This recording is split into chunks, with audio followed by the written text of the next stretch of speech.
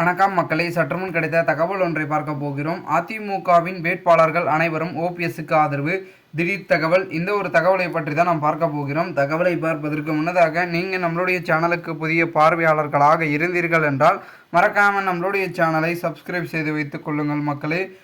தற்பொழுது நம்மளுடைய அதிமுக கட்சியில் தேர்தல் முடிவுகள் ஒட்டுமொத்தமாகவே இந்திய அளவில் 7 கட்டங்களாக நடைபெற்று தற்பொழுது ஜூன் 4ஆம் தேதி அன்று தற்பொழுது தேர்தல் முடிவுகள் வெளியான நிலைமையில் தமிழகத்தில் 40க்கு 40 திமுக வெற்றி பெற்று மற்ற கட்சிகள் தோல்வியை அடைந்தது என்று சொல்லலாம். அதிலும் குறிப்பாக அதிமுக கட்சி மிகவும் ஒரு மோசமான தோல்வியை சந்தித்திருப்பதாகவும் கூறப்படுகிறது. தொடர் தோல்வி என்று அடுக்கடுக்காக சொல்லி கொண்டே போகலாம். தோல்வியை பார்த்திங்கன்னா உச்சமாக ஆக்கி கொண்டிருக்கிறது அதிமுக. ஆகையால் இதே நிலைமை நீடித்து கொண்டே போனால் 2026 சட்டமன்ற தேர்தலில் நாம் வெற்றியை அடைய முடியாது என்று மூத்த தலைவர்களும் சீனியர் நிர்வாகிகளும் அனைவரும் முக்கிய புள்ளிகள் அனைவரும் ஒன்று திரண்டு அதிமுகவின் தலைமைக்கு எதிராக போர்க்கொடி ஏந்த முயற்சிகளை எடுத்து கொண்டிருப்பதாகவும் கூறப்படுகிறது. அதே சமயத்தில் ஓபிஎஸ்க்கு ஆதரவை அளித்து அவரை அதிமுகவின் தலைமைக்குள் கொண்டு வர வேட்பாளர்கள் அவர்களும் முடிவுகளை எடுத்திருப்பதாகவும் தகவல்கள் என்பது ஒரு பக்கம் வெளியாகி கொண்டிருக்கிறது.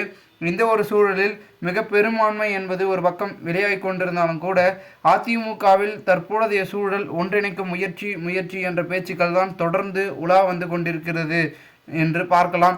ஏனென்றால் தற்பொழுது அதிமுகவின் பார்த்தீங்கன்னா நிற்கப்பட்டவர்கள் ஒரு சிலர் மட்டும்தான் பெரும்பான்மையான வாக்குகளை பெற்றிருக்கிறார்கள். ராமநாதபுரத்தை எடுத்துக்கொண்டால் ஓபிஎஸ் அவர்களுக்கு கிட்டத்தட்ட பெரும்பான்மையான வாக்குகள் கிடைத்திருக்கு. அதுவே அவர் அதிமுகவில் நின்றிருந்தார்னா அதிமுக கொஞ்சம் பல இடங்களில் பார்த்தீங்கன்னா வெற்றியை பெற்றிருக்கும். அவருக்கு வரக்கூடிய ஆதரவுலாம் அதிமுகவுக்கு வந்திருக்கும் அப்படின்ற பேச்சுக்கள் பேசப்படுகிறது. அவர்கள் சொல்வது உண்மைதான். ஆனால் அதை பார்த்தீங்கன்னா செய்ய முடியாமல் தடுத்தது யாருன்னா எடப்பாடி பழனிசாமி தான். என்ன பண்ணாருன்னா அவர் ஓ பன்னீர்செல்வத்தை கட்சியிலிருந்து நீக்கிவிட்டார். கட்சியிலிருந்து நீக்கிய பிறகு நம்ம என்ன பண்ணுறது ஏது பண்ணுறது என்று தெரியாமல் அவர் ஒரு பக்கம் திணறுதலில் இருந்து கொண்டிருக்கும். இந்த ஒரு சூழலில் தற்பொழுது மிகப்பெரிய அளவில் பார்த்திங்கன்னா ஒரு முக்கியத்துவத்தில் இறங்கி செயல்பட்டதாகவும் கூறப்படுகிறது.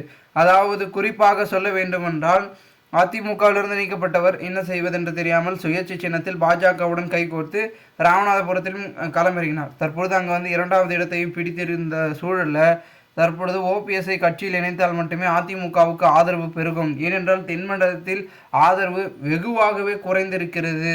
அங்கு சுத்தமாக பார்த்திங்கன்னா பெரும் விதத்தில் ஆதரவை அதிமுகவுக்கு கொடுக்காமலே இருக்கிறார்கள் மக்கள். அதற்கு காரணம் அங்கே இருக்கக்கூடிய சசிகலா, டிடிவி தினகரன், ஓபிஎஸ் இவர்களை எல்லாம் கட்சியிலிருந்து நீக்கியதன் காரணமாகவே அங்கே இருக்கக்கூடிய மக்களுக்கு ஆதரவு அதிமுகவின் ஆதரவு கிடைக்காமலே போகிவிட்டது. மேலும் குறிப்பிட்டவர்களுக்கு மட்டும் அதிமுகவின் தலைமையில் இருக்கக்கூடிய எடப்பாடி பழனிசாமி ஆதரவு கொடுத்ததன் காரணமாக அனைவர்களுக்கும் மிகவும் ஒரு எதிர்ப்பை அலையை வீச தொடங்கிவிட்டது என்றே கூறலாம். இதனால் கண்டிப்பாக அதிமுகவின் தலைமையில் ஓபிஎஸ் வர வேண்டும், ஓபிஎஸ் அவர்களின் மூலமாக வெற்றி பெற வேண்டும் அப்படின்ற ஒரு நோக்கத்தில் வேட்பாளர்கள் இருப்பதாகவும் கூறப்படுகிறது. ஆகையால் பொறுத்திருந்து பார்க்கலாம் என்ன நடக்கப் போகிறது என்பதனை. மேலும் இந்த ஒரு தகவலை குறித்த பொதுமக்கள் உங்களுடைய கருத்துக்களை கமெண்ட் மூலமாக தெரிவிங்கள். இதுபோன்று நீங்கள் அரசியல் சாதனை நிகழ்வுகளாம் தினசரி தெரிந்து கொள்ள சேனலை சப்ஸ்கிரைப் பண்ணுங்கள். நன்றி, வணக்கம்.